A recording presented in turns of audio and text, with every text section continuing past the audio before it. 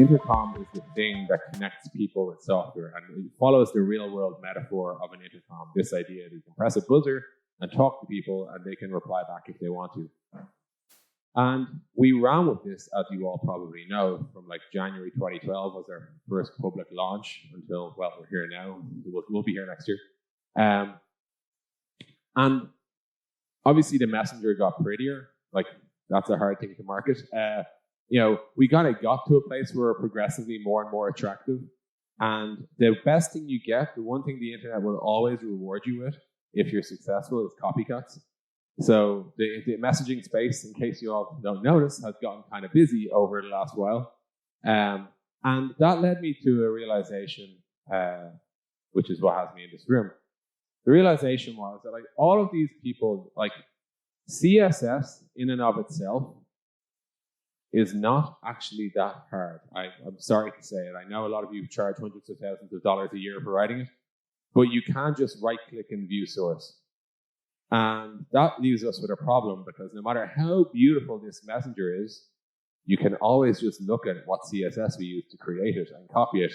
And Lord knows they fucking do that.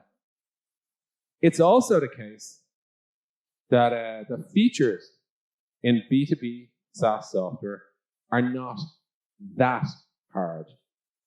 And that extension is to sort of say, I'm conceding that they are hard, but they're not extremely hard. It's not like augmented reality 3D shit. It's most of the time in B2B software, you're taking data from some part of a database and moving it to another. And then when a user logs in, they'll see that it has moved and they'll be like, brilliant, this product works. So we obviously built a lot of features into our messenger. A whole heap of things. And we built automation. And we've built a whole wave of stuff, but in any individual case, these things we will never be able to be the best at any one of these features. At best, we can kind of put a first pass out there. And there is a million features that we will never build because they don't make sense for all of our users. And we can only really work on a messenger feature that makes sense for all of our users. That's, in the same way, Apple only ship an iPhone with apps that make sense for everyone. They have a calculator. They have a notepad. They don't have a dentistry app because not all iPhone users are dentists. And similarly, there is a lot of shit that we don't ever plan on building because it doesn't benefit all of our users. So when we look at all this and we sort of say, hey, more beautiful messengers is not going to keep us distinct, and more features are getting into that tit for tat feature war is not going to sustain the position.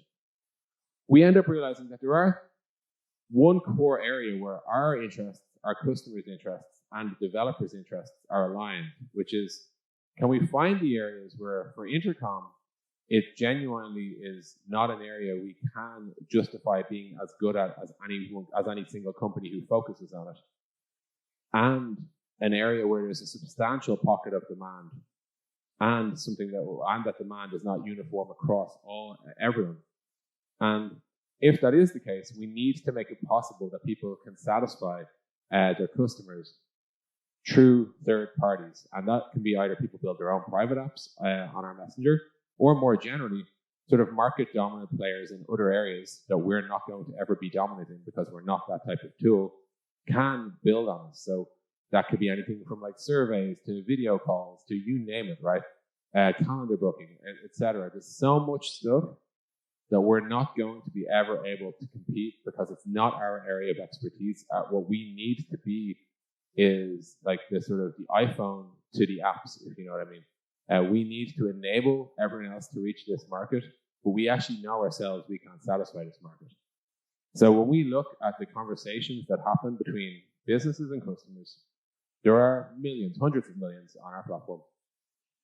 And they serve, frankly, like tens of thousands of purposes.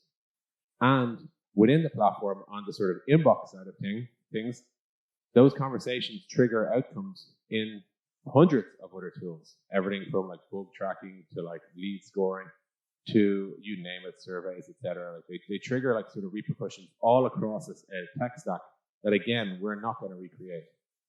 So our platform strategy is our way to say, like, we are the dominant messenger in the space, and we want to make sure that all of our customers can get the best of everything that's out there. And it's very much an aligned interest because all of our developers on our platform want to deliver their software to the best companies out there, and hence the sort of platform strategy. And I wanted to tell you that story sort of from where we started to where we got to today, so that you understand that this is very literally like it's a deep strategy that satisfies the actual core Intercom objective. It's not something that we've kind of paved over like a lot of companies. At some random stage, they say, hey, we've raised $5 million for a platform fund, and you can try and build some shit, and we'll see what happens. This is much deeper to us. It's actually the future of how like the messenger works. Is not represented by the stuff that we do, but the stuff that we enable.